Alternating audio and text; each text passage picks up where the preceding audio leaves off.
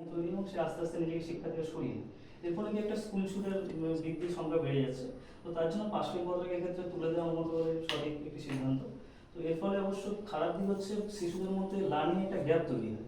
তাদের একটা বিষয় মানে শ্রেণী যদি ফেল করে সেই শ্রেণীটির মধ্যে একটা লার্নিং গ্যাপ তৈরি হয়।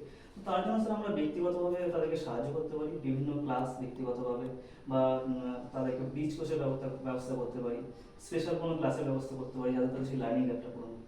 তো সেটাই তো করা হতো যে একটা স্টুডেন্ট ফেল করা যাওয়ার পর সেই ক্লাসেই রাখা হবে এবং সেই ক্লাসে তাকে আবার পুনরায় পড়ানোর পর সে নিশ্চয়ই সেই সাবজেক্টটাতে বা সেই যেগুলো তার কমপ্লিট করা ছিল না সেগুলো কভার করা হয়ে যেত।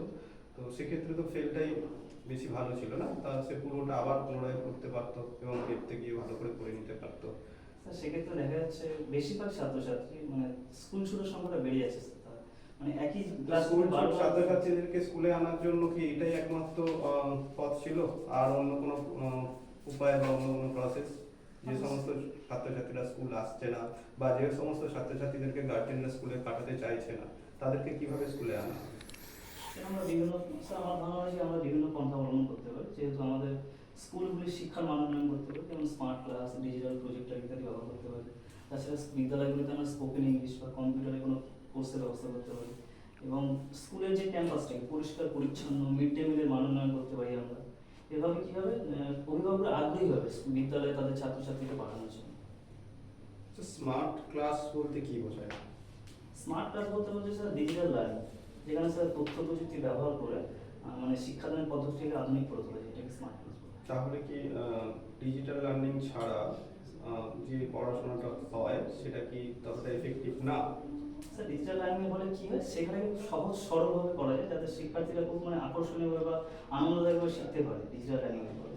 যেহেতু একটা বিষয় আমরা যদি অফলাইনে পড়াই তাহলে শুধুমাত্র বোর্ডওয়ার্ক বা বই দেখার মাধ্যমে পড়ানো হচ্ছে, এক্ষেত্রে কি হবে স্যার বিভিন্ন ভিডিওর মাধ্যমে এডুকেশনাল ভিডিও তারা দেখতেও পাবে জিনিসটাকে এবং করতেও পারবে, এক্ষেত্রে কি হবে তারা শেখার মানটা বৃদ্ধি পাবে তাদের মধ্যে। তাহলে কি আমরা সিদ্ধান্তে আসতে পারি যে বই পড়ার থেকে ভিডিও দেখাটা বেশি এফেক্টিভ?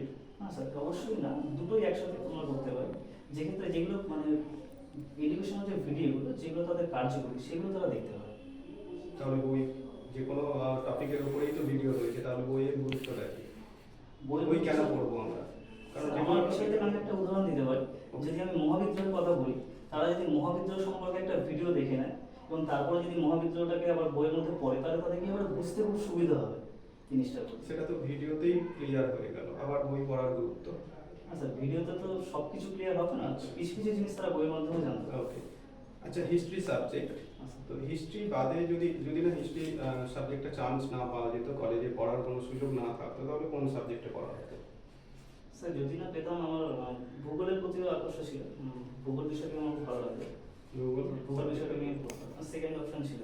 আচ্ছা তাহলে আজকে বোর্ড ওয়ার্ক ভূগোলের যে কোনো একটা টপিকের উপরে বোর্ড ওয়ার্ক করতে হবে প্লিজ। স্যার ভূগোলের জন্য তো স্যার তৈরি করে আসেনি, ইতিহাসের জন্য করেছি। যে কোনো টপিক, ভূগোলের যে কোনো টপিক, কোনো ভূগোলের টিচার আসলো না সেই জায়গায় হয়তো ক্লাসে পাঠানো হবে এবং প্রফেশনাল ক্লাস হিসেবে তো ভূগোলের যে কোনো টপিকের উপরে একটা ক্লাস দেওয়া পসিবল হবে কি হবে না? হবে না, তাই তো? হিস্ট্রি কোন টপিকের উপরে দেওয়া আছে? হিস্ট্রিতে আজকে শেরশাহের সংস্কারটা পাবো। ওকে ঠিক আছে, তো ফোনে ক্লাস করব। ওকে।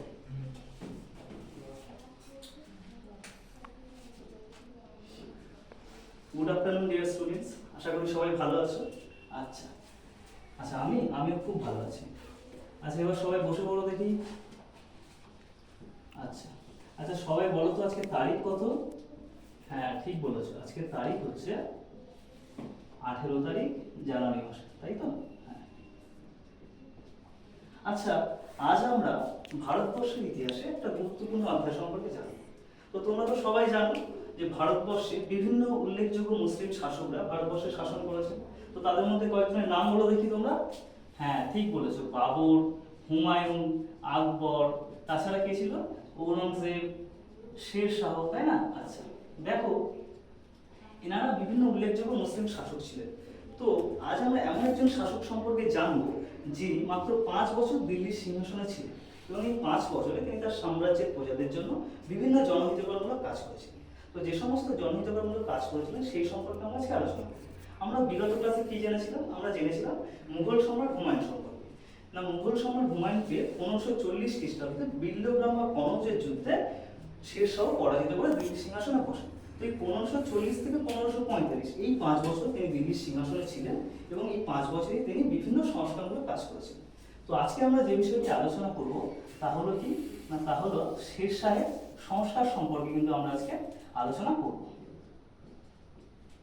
আচ্ছা, এই যে আমরা বারবার শেরশাহ শেরশাহ বলছি, আচ্ছা তোমরা কি কেউ জানো এই শেরশাহের প্রকৃত নাম কি ছিল? আচ্ছা আমি বলে দিচ্ছি, এই শেরশাহের প্রকৃত নাম ছিল, দেখো বোর্ডের মধ্যে আমি লিখছি, সবাই কিন্তু খাতার মধ্যে নোট ডাউন করবে। শেরশাহের প্রকৃত নাম ছিল ফরিদ খান, তার বাল্য নাম কিন্তু এটিই ছিল, ফরিদ খান। তাহলে দেখো তিনি যে সমস্ত উল্লেখযোগ্য সংস্কারগুলো করেছিলেন তার মধ্যে প্রথম যে উল্লেখযোগ্য সংস্কারটি তিনি করেন সেটি হচ্ছে, দেখো প্রথমত কি করছেন তিনি তার সাম্রাজ্যের যোগাযোগ ব্যবস্থার উন্নতির জন্য বহু উল্লেখযোগ্য রাস্তা নির্মাণ করেছেন। তার মধ্যে একটি উল্লেখযোগ্য রাস্তা তিনি নির্মাণ করেছিলেন যার নাম হচ্ছে সড়ক ই আজম, বা আমরা যেটিকে আধুনিক কালে গ্র্যান্ড ট্যাঙ্ক রোড বা জিটি রোড হিসাবে কিন্তু চিনি। তোমরা সবাই জিটি রোডের নাম শুনেছো, জিটি রোড বা গ্র্যান্ড ট্যাঙ্ক রোড। দেখো আমরা যদি একটা ভারতবর্ষের মানচিত্র আঁকি তাহলে তোমরা ভালোভাবে জিনিসটা বুঝতে পারবে। দেখো এই পূর্ববঙ্গের সোনারগাঁও থেকে সিন্ধুপুর থাকা এই দীর্ঘ 1400 মাইল রাস্তাটি কিন্তু শেরশাহ নির্মাণ করেছিলেন, যার নাম ছিল সড়ক ই আজম বা জিটি রোড। এবং এই রাস্তার পাশে পাশে তিনি প্রচুর সরাইখানাও নির্মাণ করেছিলেন। এই সরাইখানাগুলিতে কোনো ক্লান্ত পথিক চলতে চলতে যদি সে ক্লান্ত অনুভব করতো, সেই সরাইখানাগুলিতে বিশ্রাম নিতে পারত। তাহলে আমরা কি দেখছি, তিনি প্রচুর রাস্তার পাশাপাশি বিভিন্ন সরাইখানাও নির্মাণ করছেন। আচ্ছা, আমরা যদি শেরশাহের পরবর্তী যে সংস্কারটি দেখবো সেটি কি না, পরবর্তী সংস্কার হচ্ছে, দেখো তোমরা প্রাচীনকালে পাটলিপুত্র শহরের নাম শুনেছো সবাই? হ্যাঁ, এই পাটলিপুত্র শহরটি কিন্তু আমাদের পার্শ্ববর্তী রাজ্য বিহারে অবস্থিত।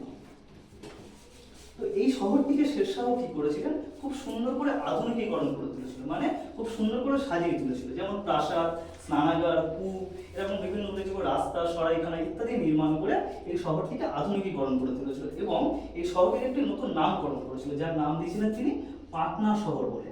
আধুনিককালে আমরা যেটাকে পাটনা শহর হিসেবে চিনি। তো এটি হচ্ছে কিন্তু আমাদের পার্শ্ববর্তী রাজ্য বিহারের রাজধানী পাটনা। আমাদের কলকাতা যেমন রাজধানী কলকাতা, পশ্চিমবঙ্গের রাজধানী যেমন কলকাতা। স্যার আজকে তাহলে ক্লাস এই পর্যন্ত থাকবে, পরবর্তী ক্লাসে কিন্তু আমরা এ সম্পর্কে আরো বিস্তারিত আলোচনা করব। তাহলে তোমরা কিন্তু সবাই পড়াশোনা করে আসো, আমি পরের দিন কিন্তু সবাইকে পড়াবো। তাহলে আজকে ক্লাস এখানে এসে সবাই ভালো থেকো।